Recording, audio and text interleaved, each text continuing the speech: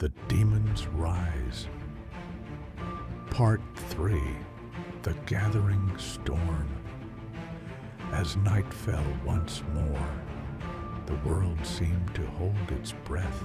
The stars themselves flickered, as if they sensed the growing darkness below. In the hidden places of the earth, Astaroth's influence spread like wildfire.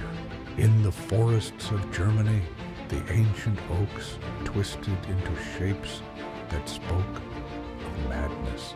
Branches formed grotesque faces, and the animals that once dwelled there now fled in terror. At the heart of the forest, the Hollow Ones built an altar of bones, where they howled their devotion to Astaroth under the blood moon. In the shadows of New York City, Elena's visions grew more intense. She knew she was being used, but she could not turn away from the terrible beauty of Astaroth's plan.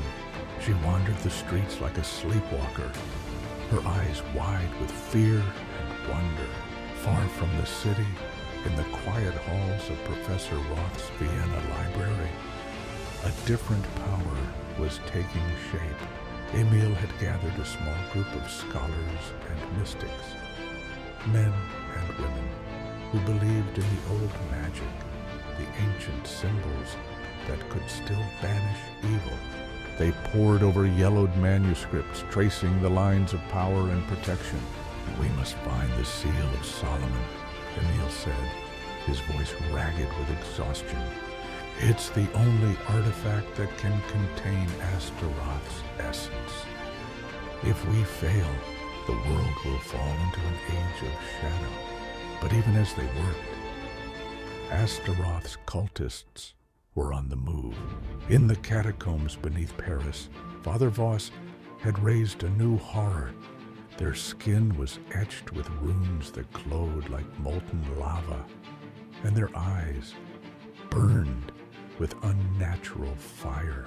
They were the generals of Astaroth's army, and they would bring his message to every city and every soul. Meanwhile, in the heart of the Carpathian Mountains, Astaroth himself began the rite of conquest.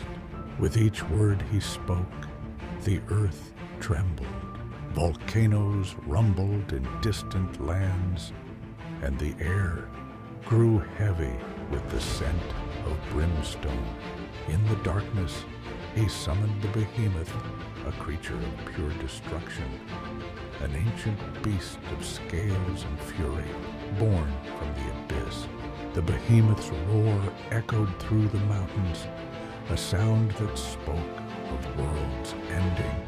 It would be the hammer of Astaroth's army, and its first target would be the city of Bratislava, where Elena waited, tormented by visions she could not escape.